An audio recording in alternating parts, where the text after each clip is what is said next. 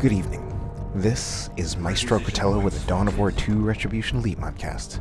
Today, we have a 3v3 on Estia Province. Our first player is DarkHero, playing as the Chaos Lord. This is a tanky melee hero in Terminator armor who starts out with a combi bolter and a demon sword. Next up, we've got the great Cornholio, playing as the Plague Champion. This is a chaos ranged hero to start out. He can upgrade to melee weapons. He can also heal, repair, and build turrets. Finally on the blue team, we have Finale, playing as the Eldar Farseer. This is a support and spell casting commander. She has some spells for control, as well as some spells for buffing and debuffing.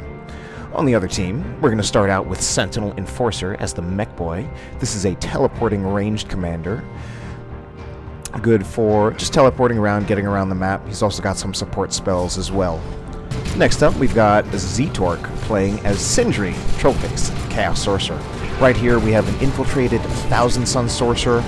The Sorcerer is a spell-casting hero, does spells for damage, control, and manipulation. And then finally, we have FusRohDah, playing as the Warp Spider Exarch. This is a teleporting ranged commander. He's got dual death spinners, can, much like the Mekboy, get around the map very, very quickly and such. Alright then, so this is my first 2.4.1 cast, and it's also the first 2.4.1 replay that I have received at all. And this latest patch for Elite Mod is actually relatively drastic and ambitious. They really made... It feels like to me that they've made some of the most dramatic and ambitious changes that they have made in a pretty long time. Although it might also just feel that way because I think it's just been a long time since we've had an update. So there are some pretty significant changes. It's definitely been a pretty long time since we've already had an entirely new unit, and that's what the Grey Knights got. They got a squad called Inquisitorial Operatives, and the consensus is actually that right now Grey Knights are rather overpowered, and I think a lot of it has to do with those new Inquisitorial Operatives. And, I mean, it's not too surprising that when attempting a pretty ambitious change, that it has not really come out right. And the general consensus, I think, among a lot of, maybe not a lot, but definitely among some players, is that this patch right now is not really a great one, and I think that might not even be an entirely fair assessment. It's probably not the best Elite Mod has seen as far as its balance and playability, but again, I feel like some of that is to be kind of expected for the fact that they are actually trying to make a somewhat ambitious change. Adding a new unit, reworking the way a lot of current units work. In particular, Grey Knights got Interceptors moved to Tier 3, moved from Tier 1 to Tier 3. And I think right now Grey Knights are... There's almost like a gentleman's agreement in public games to not play Grey Knights because they are a little too good at the moment. But, you know, the game is still fun. I've played a bit of 2.4.1. I've read the changelog, so I've looked through all the changes. But you'll have to be a little patient with me because at the moment, just with how recent this patch is, I don't have all of the changes fully internalized. They're not in my memory yet. But anyway, talked a lot about the release of this patch, and obviously it's also been a while, a few weeks since I've put out a cast. Things have just been getting a little busy, some real life stuff. I'm gonna try to start up again, but again, things are just getting a little bit busy, and also just pursuing some new interest and such. But anyway, I think I'll finally stop talking about stuff that are not this game and start talking about this game. Heretics doom blasting those sluggers. Oh, these sluggers might not make it out alive, especially if we got force melee from the Chaos Space Marines, and the sluggers, in fact, do not make it out alive. So, I mean, that was pretty dangerous having the sluggers in there when we've got two squads of heretics, as well as the Chaos Space Marines, all of them being pretty solid in melee. Red team right now has not lost a single VP tick, but I think they've also had some squad losses. I definitely saw, obviously, the slugger loss from Sentinel Enforcer. We've got a... Well, it looks like Looks like this red team stuff from zeetorq is not really in a great position. The Havoc's getting breached by the Chaos Lord. Other stuff getting just kind of flanked. And right now, actually, now it's the blue team in a bad position, getting pincered by Chaos and Eldar. FusRohDah with the triple Dire Avenger build. So Dire Avengers are one of the units that have been reworked a little bit. They have received a buff out of the gate. They now start with 600 hit points as opposed to their previous 500. However, I believe they do not get a health increase when you upgrade to their aspect. Ooh, attempted grenade spike on these Howling Banshees. Every single grenade missed, and as a result, they get a knockback. Now we're going to see a grenade on retreat. Does not actually get much. Actually, it was just kind of right in between the grenades. And if we also take a close look, we do see one of the new custom skins in the Elite mod. I don't remember which one this is. It's either Exodites or Samhain. I'm pretty sure it's Exodites, actually. The 3 new Eldar skins are the Exodites, Samhain, I might not be saying that correctly, as well as the Harlequins. And the Harlequins are pretty distinctive. They have pretty distinctive, although in my opinion they are the kind of the least pretty color scheme. Wow, look at this. This is a new buff indicator, and there are a lot of new buff indicators. This must be for Mordaka, since it's the Mekboy. That's the Mekboy Global. And there are quite a few new buff indicators that, first of all, they just look cool, and they also just make it a lot more explicit, just what the buff is, you know, as a part, you know, like compared to like just a red or yellow circle. A lot of the buff indicators are much more distinctive now, and I'd say from the audio-visual perspective, I think 2.4.1 is an upgrade, and it's more the balance that they need to iron out a bit. What a grenade! That's gonna hurt. So some shooter models went down. I don't know if a Havoc model went down, but the Havoc definitely lost a lot of hit points. Farseer is down, but it should be an easy revive for this Plague Champion, and that should also level the Plague Champion to level 2. He's got the Bile Spewer, which is, you know, I actually think it's a pretty good war gear, and I think a lot of people would probably agree with me. It's probably actually one of, if not the, definitely one of the better flame weapons in the game, if not the best flame weapon. I believe it has the, it has the passive snare. Not really a snare. I mean, it just decreases speed by 20%. It does have the active Bilious Discharge, which can also be very good for control. And looks like we're seeing a lot of gate play from FusRohDah, and those gates are, of course, fantastic for Eldar mobility. I mean, I'd venture to say like unparalleled for Eldar mobility. I'd say the only thing that might parallel it would be the Ravener tunnels, which. Yeah, I mean, as far... Wow, so FusRohDah with just a... Is that FusRohDah? Yeah, that's FusRohDah, just with a swing and a miss with those grenades. And that's not really the best metaphor to use for grenades, swing and a miss. But, I mean, it just describes what's happening, where he's throwing all 3 grenades, missing every single one of them. And he might even just be, like, selecting all 3 Dire Avengers at the same time and attempting the grenade with all 3 of them at the same time, which is not really a great strategy. Ideally, if anything, you should select them individually, throw the grenades individually, and throw them in different spots. Of course, that is much more micro. But it's also just much more ideal. Wow, Raptor's gonna get wiped! Oh no, wow, that was a super close call. 5 hit points, look at them strafing to the side while in retreat.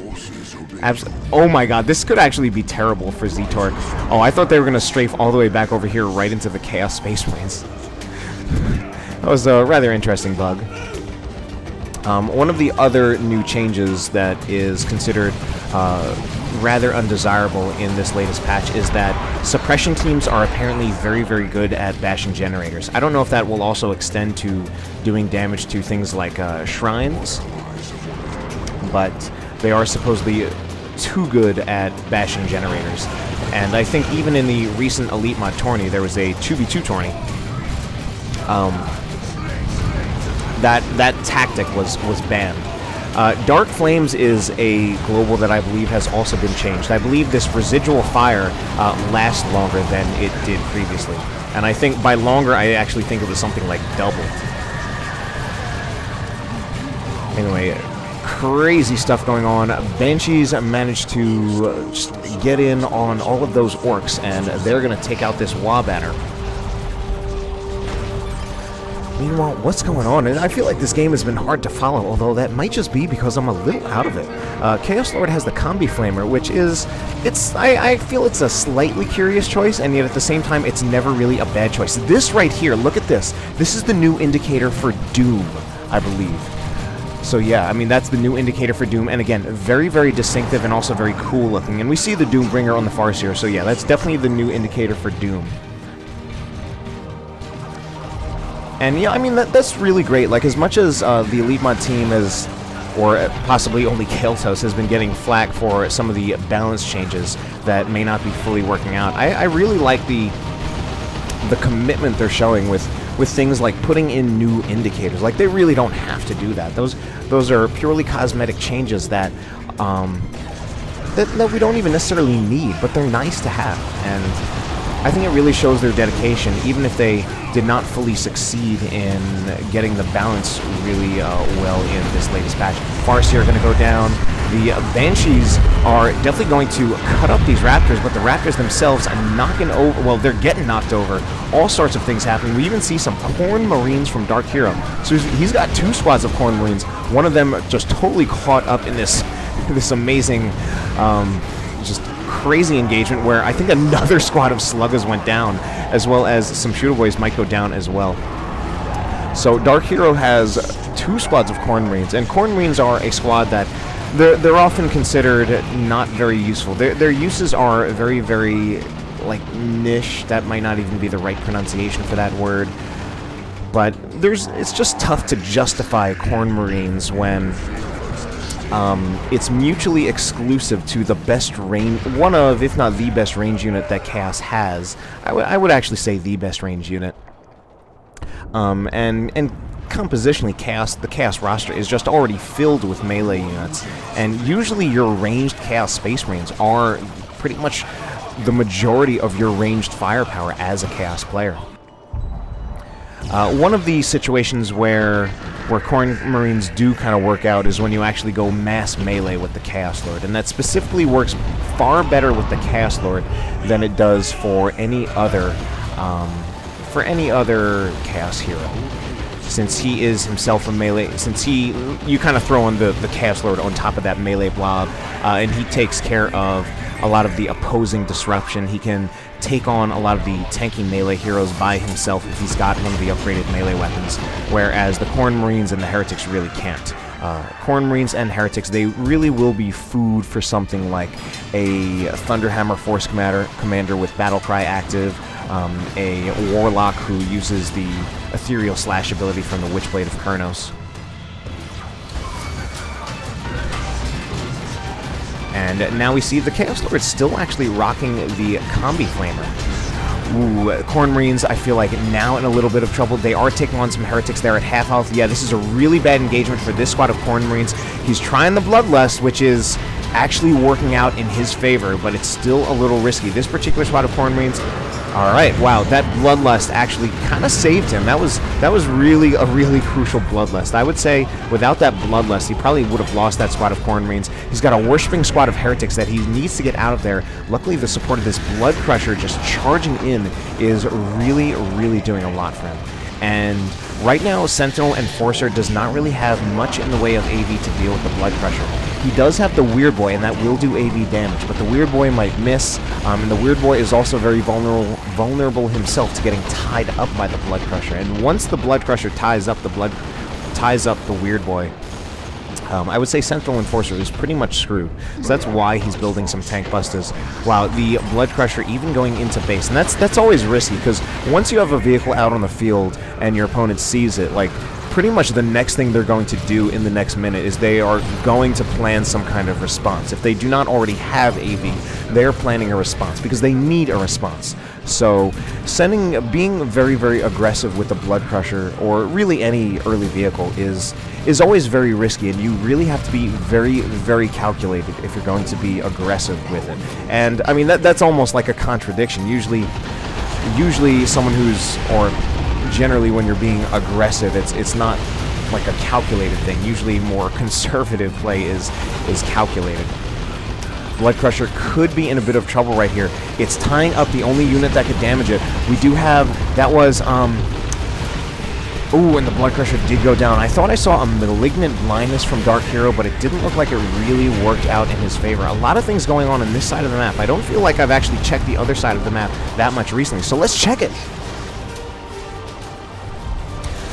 Got the Warp Spider Exarch from FusRohDah just running away, and FusRohDah is rocking this triple Dire Avenger build. Ooh, so we see, and yet another new indicator. That was for the Psychic Storm ability. Just has a new indicator to further differentiate it from a lot of the other Eldar abilities, you know, make it different from Warp Throw or Eldritch Storm indicator.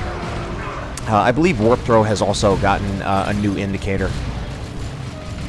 Meanwhile, back up here... Wow, that was a huge call by FusRohDah. FusRohDah is something like, oh, he's gonna get like his first grenade. Alright, so that's like the first time he actually hit with a grenade. He's something like 1 and 9 with his grenades. But anyway, FusRohDah rushed to tier 3 with only the Dire Avengers. Meanwhile, Finale with also an interesting build. I don't know if he got anything in tier 2 either. We even see a little bit of that,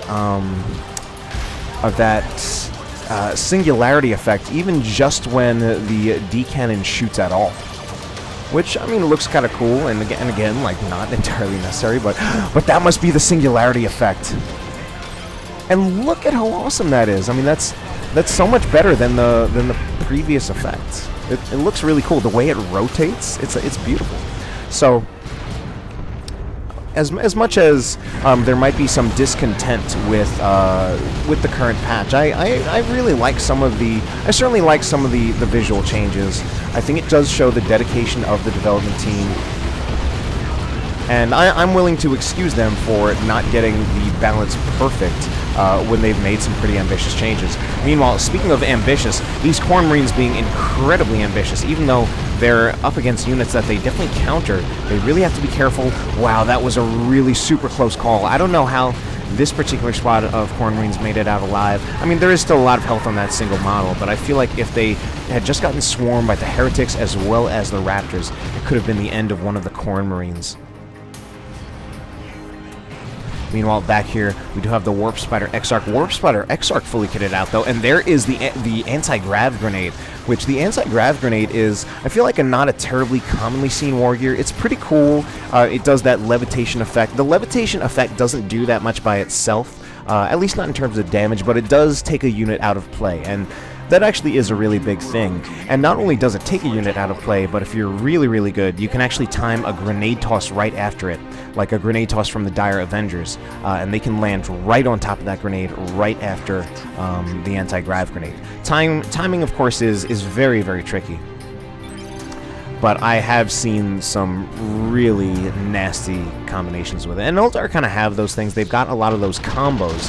And those combos are usually not easy to pull off. But if you can pull them off, they're usually pretty devastating. Look at the rush from the Khorne Marines with the Khorne Worship.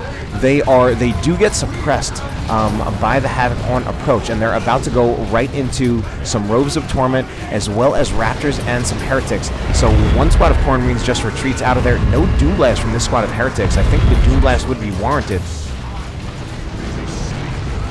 More Bloodlust, and the Bloodlust Global is something that I personally believe very much in. It's actually been good for like a very, very long time, and there have actually been patches back in retail when Bloodlust was overpowered. It's not really overpowered at the moment, but it can still be an engagement-winning global. Aggressive Plague Champion play from Cornholio. Level 6 Plague Champion with nothing but the Bile Spewer, not even an armor upgrade. But, you know, I think he's getting a lot of models on things like the Shooter Boys, especially with a leveled Plague Champion.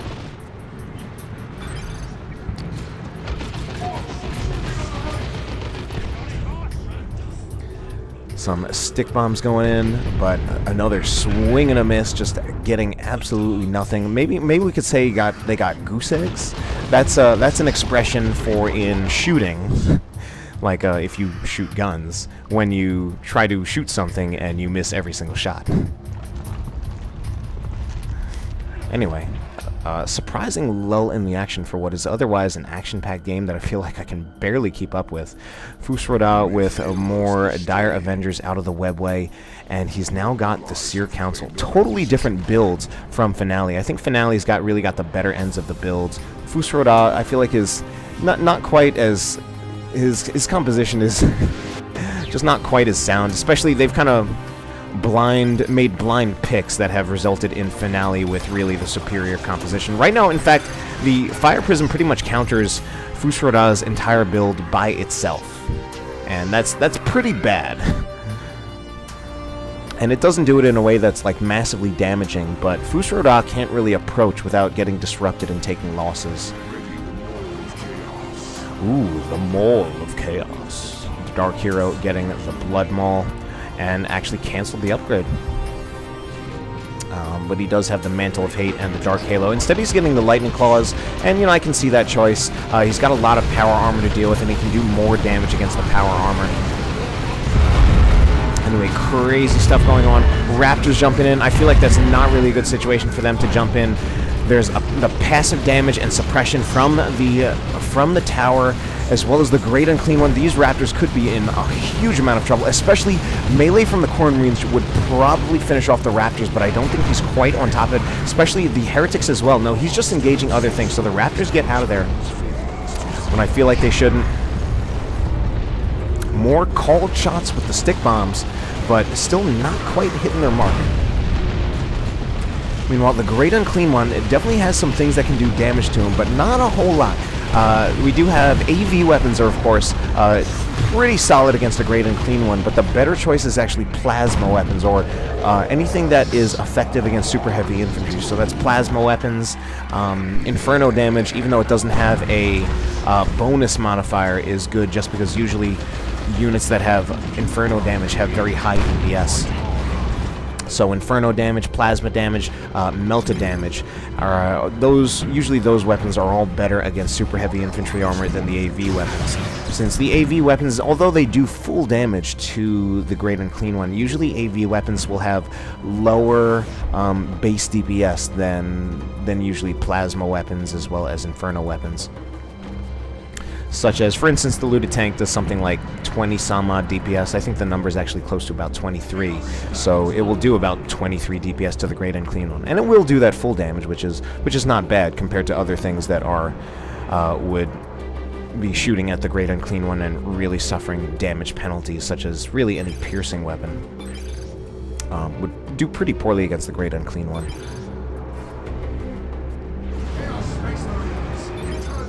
Ooh, but we've got 2 looted tanks, so that's actually pretty good. 2 looted tanks shooting at the Great Unclean One. Of course, double the tanks, double the DPS, double the cannons. And of course, one of the nice things about the tanks is that although they may not have, this looted tank in particular, may not have a super high DPS figure, but it shoots slowly, so each individual shot does quite a bit of damage. And the effect of just each of those cannon shots going in against the looted tank is actually pretty powerful. Meanwhile, back up here, this is the crazier engagement. Oh, but here's the Eldritch Storm. Eldritch attempted on the looted tanks. However, the looted tanks do manage to mostly get away. Here is an Imperial Abyss. Look at that new Imperial Abyss indicator. Oh, but one tank just caught. Wow, that was actually a really crucial Imperial Abyss. So the Eldritch missed the looted tanks, and that is a Nurgle Abyss. Now all of the nukes, or rather the Chaos nukes, look slightly different based on which hero you are. So there's a Nurgle Abyss, a Tzeentch Abyss, and a Khorne Abyss, and they all look slightly different.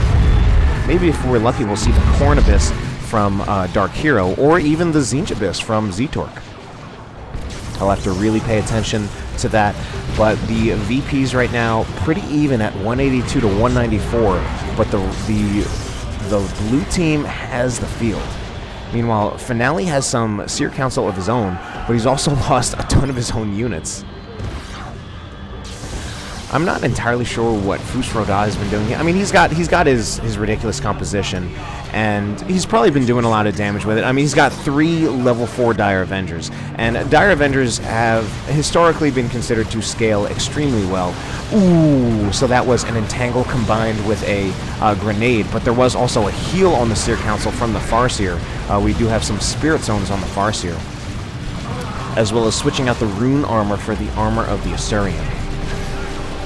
We don't see a Warlock in this game. The Warlock is also a hero who's gotten some changes, some super cool skins, as well as, in particular, a change to the Heart of Darkness war gear, which reduces the Warlock's ability to play the tanky role, but it gives him a different spell, so Warlock has definitely become less of the tanky melee hero. But anyway, Warlock's not in this game, so let's talk about what is in this game. We've got triple Dire Avengers fleeting around, running away from some Chaos Terminators that teleported in aggressively, and they are charging in. Those Chaos Terminators turn and engage those Havocs. Havoc's in a super amount of trouble, but they retreat out of there. Chaos Terminators, of course, with the Lightning Claws, you know, I'm going to call them a melee superiority unit. I've used the term range superiority unit, usually just any kind of ranged unit that is at the top of the food chain. Chaos Terminators with Lightning Claws are at the top of the food chain, meaning just about every single other melee unit in the game will lose to Chaos Terminators. Most of them, aside from, you know, maybe something else that's really, like, close to that level, like maybe Grey Knight Terminators, and even then I'm not sure, and to be honest I don't even think so. Though Seer Council might give them a fight. It's a really close call. The Seer Council with, I believe, well, actually no, the Seer Council, well, the Seer Council actually have the worst DPS, but the Seer Council also have regular infantry armor, so they won't be taking that bonus damage from the Lightning Claws, while Chaos Space Marines being very, very aggressive. Not Chaos Space Marines, Terminators, although actually the Chaos Space Marines being very aggressive as well. DarkHero, meanwhile, he's lost quite a few of his units, so these Terminators, they belong to DarkHero, but for a second they belong to zeetorq. And these Chaos Terminators, I think, might be sacrificed to the Chaos Gods. They got subjugated and then hit by the Robes of Torment. I don't think they're going to make it out of there alive. Yeah, that's why you really got to be very, very careful about getting Terminators against the Sorcerer. And if you do get them against the Sorcerer, you really need to be careful not to overextend. If anything, if you want to try to make Terminators or some kind of super infantry unit work against the Sorcerer, you need to be not too aggressive with that unit, whether it's Seer Council or Terminators. Focus on getting the Sorcerer out of the engagement, or just try to put him in bad positions. And just be very, very careful about how you engage with your super heavy infantry unit. Ideally, it's better to just get a super vehicle, either a vehicle super unit, or a monstrous creature against a hero like the Sorcerer. He's quite a bit more vulnerable to those things than he is against Terminators, and he doesn't counter them as hard. In fact, if anything, I'd say he slightly struggles to counter things like vehicle super units and monstrous creatures, whereas he's extremely good at countering things like infantry-based super heavy units.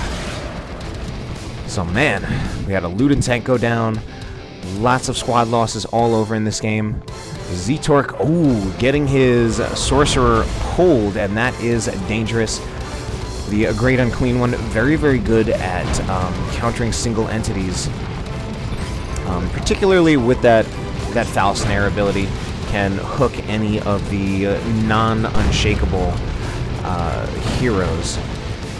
Right now, Great Unclean One doesn't seem to be doing much, and the Great Unclean One is a tricky super unit. He generally, much like an Avatar, he usually doesn't have as much passive damage output as any super unit that actually has a ranged weapon.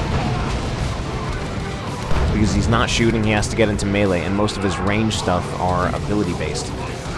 So we've got Doom on the Seer Council right here, but these Seer Council are knocking over the blue team Seer Council. Hard to tell which is which. But looks like FusRohDah is running out of there with his Seer Council, and he's also getting an Avatar. I'm still really, really hoping we will see a Tzeentch Abyss from zeetorq. We probably won't see the Corn Abyss, but I'd love to see the Tzeentch Abyss. Since zeetorq has the red, we can probably use it at some point. Meanwhile, Autark right here. Let's even take a closer look at that Autark. I don't think Finale's not actually using one of the new skins, so he shouldn't really have new stuff. But FusRohDah, he does have these ranger-looking Dire Avengers. Oh, look at this avatar. This is the avatar for the Exodites, I believe. Yeah, I'm pretty sure he's the Exodites. So we've got this blue-tinted avatar. It looks pretty badass. And it's not blue. It's more like a teal or a turquoise or something. We're going to see another swing and a miss. This time, very literally, a swing and a miss, and the metaphor is perfect. Swing and a miss. Swing the sword, missed everything. Meanwhile, back here is the Land Raider Phobos. I have no idea what the Weird Boy is doing so close to the Land Raider Phobos. Land Raider Phobos, of course, does have that radial stun ability. I love just saying radial. The Dirge Caster. And that Dirge Caster actually has pretty long range.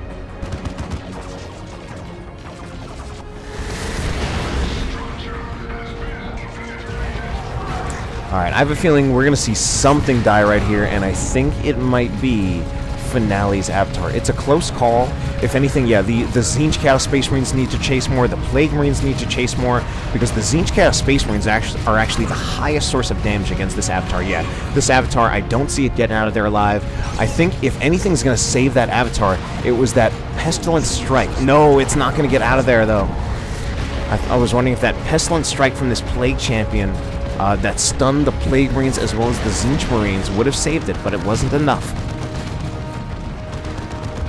So now we finally have a fully upgraded Plague Champion, Armor of Pestilence, Plague Fist, as well as the Icon of Nurgle, and I feel like eventually you will see, like, there is the Tzeentch Abyss, there we go, and not hitting a whole lot, but, you know, it still looks pretty cool. So yeah, like, slightly different effects for each of the different, for the different Chaos Heroes on their nuke. Avatar about to knock over some Seer Council, and that was the lesser used ability from the Avatar. I believe it's called Wrath of Cain, and I'm embarrassed to say that I'm slightly unsure of it being called the Wrath of Cain. Of course, the one where he holds it up high and then swings it down, the sword that is the Wailing Doom, and of course that's just a much more commonly used ability, so that's why it's much easier to remember. Usually the other one, Wrath of Cain, is not used as often. Nice teleport to get the avatar out of there alive. There was definitely a possibility that it could have gone down. There were some Seer Council chasing it. Seer Council would do absolutely massive damage to an avatar, as well as the Land Raider Phobos, which would also actually do very good damage. Something is not getting out of this engagement alive. One Predator doesn't make it out alive. We've got two Great Unclean Ones, yeah. I think the Nurgle Predator from Great Cornholio will be fine, though. So, blue team now with the double cap, so 148 to 80.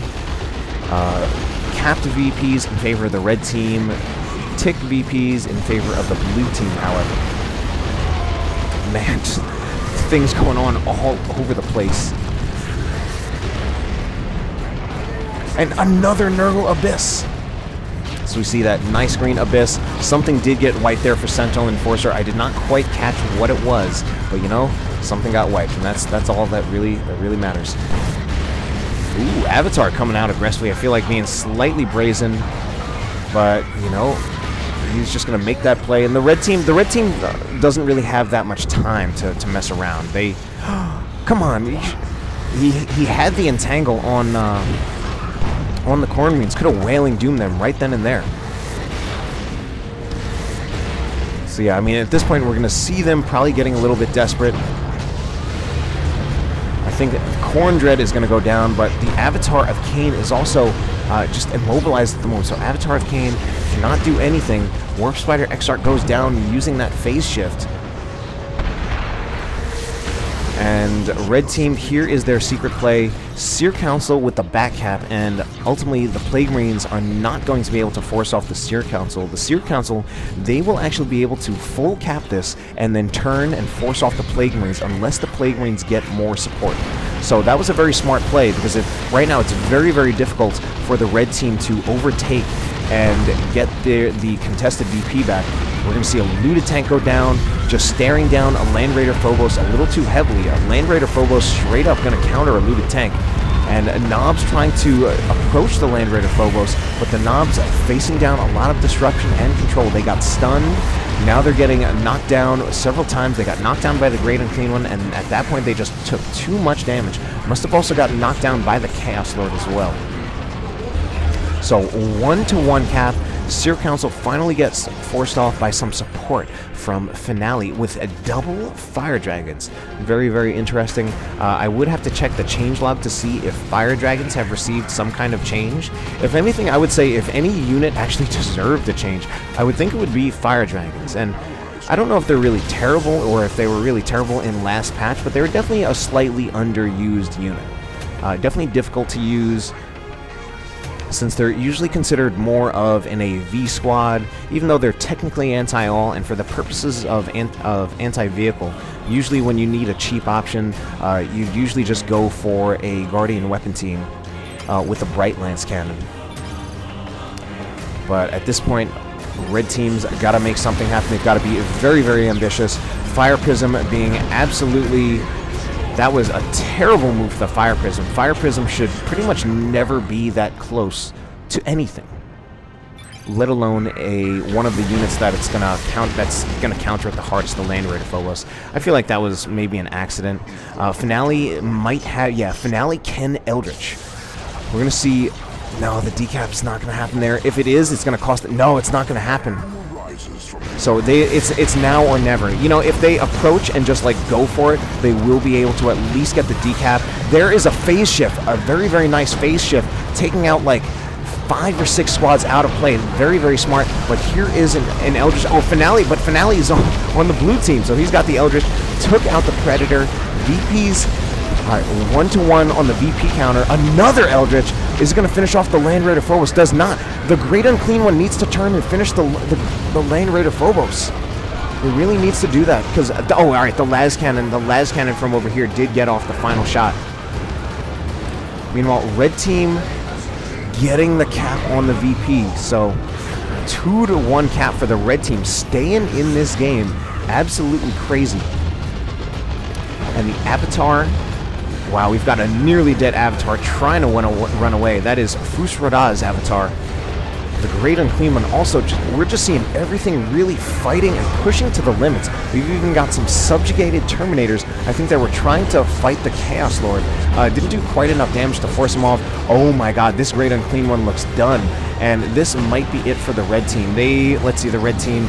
zeetorq has a nuke, and he needs to pretty much use it if they start capping the VP. That's pretty much their only chance at this point, and even with that, I'm not sure if they have enough, like, just units, period, to come back at all. And there is that nuke. So that should do full damage to the Farseer. Farseer does get the decap, but she goes down. And that gives I don't know if that's going to be enough, though. I mean, it was the only play they had, that zeetorq had, unless we've got more plays going on right here. So the Dire Avengers need to go for the cap, I think, while the Seer Council engage the other Seer Council. That's their best chance. We're just seeing an absolutely crazy, crazy game right now. I think we're even seeing Embolden on the Dire Avengers so that they did not get suppressed. Now the Seer Council need to try to take over the cap, because I think the blue team, blue team slacking though. They're not putting anything on the middle, letting the red team get back into this game, and the red team are gonna get the decap here, and they're not gonna be able to like get the full cap, but even getting that decap at this point in the game is pretty big, because suddenly the VPs are like not completely out of the question, but it's gonna be super, super tough, because the blue team very undoubtedly gonna get this VP back. And it looks like the blue team even going to go for a cap here. So it looks like the blue team is about to close out this game. Ooh, Sorcerer needs to do things like subjugate. Subjugate probably on cooldown. Instead, we see a phase shift. And that is a good phase shift. That's a good phase shift, but I don't think it's going to be enough. Yeah, I mean, they've got literal seconds to put a unit on the VP to white it out, and yeah, they're definitely not going to get it. So it's definitely going to be the blue team taking this game.